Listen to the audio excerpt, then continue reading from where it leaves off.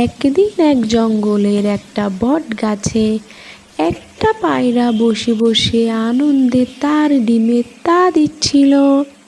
ঠিক তখনই উড়ে আসে একটা দুষ্ট বাজ পাখি ডিম খাওয়ার জন্য।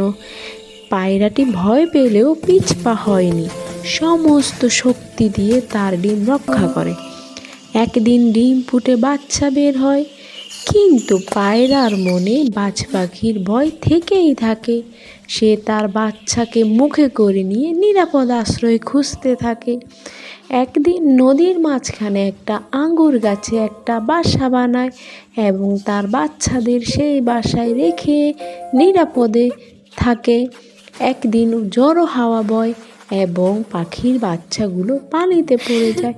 মা পায়রাটি একটা কুমিরের কাছে সাহায্য চায় এবং কুমিরটি পায়রার বাচ্চাগুলোকে এনে দেয় এবং সেদিন থেকে কুমির ও পায়রার মধ্যে অনেক বন্ধুত্ব সৃষ্টি হয় এবং মিলেমিশে থাকে তারা।